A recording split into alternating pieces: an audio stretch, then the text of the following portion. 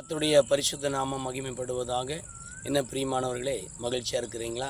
உங்களை பார்த்தல மிக்க மகிழ்ச்சி. அநேக நாளுக்கு பின்பதாக மீண்டுமா உங்களோடு கூட பேசுவதற்கு தேவன் எனக்கு அளித்த மேலான கிருபைகளுக்காக நன்றி செலுத்துகிறேன். இன்றைக்கு தியானத்தின் வசனம் எரேமியா 33ஆம் அதிகாரத்திலே 6ஆம் வசனம் இப்படியாய் சொல்லுகிறது: நான் உனக்கு ஆரோக்கியம் வரப்பண்ணி சௌக்கியம் வரப்பண்ணி உன் நோய்களெல்லாம் குணமாக்குவேன். இன்னைக்கு வியாதியினாலே அநேக ஜனங்கள் பாரப்படுகிறார்கள், பயந்தும் கொண்டு இருக்கிறார்கள். எனக்கு இப்படி வியாதி வந்து விட்டதே, என்னை பார்க்க ஒருவரும் இல்லையா, நான் பிழைப்பேனா, என் வியாதி சுகமடையுமா என்று சொல்லி கலங்கி கொண்டிருக்கிறீர்களா?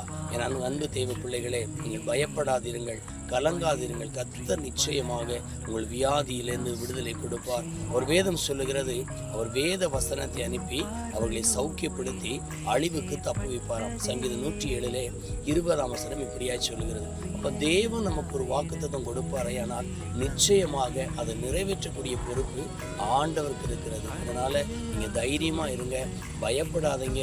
இந்த வியாதி உங்களை ஒன்றுமே செய்யாது.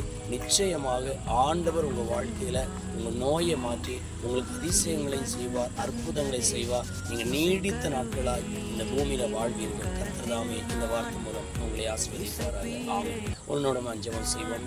மகா இரக்கமும்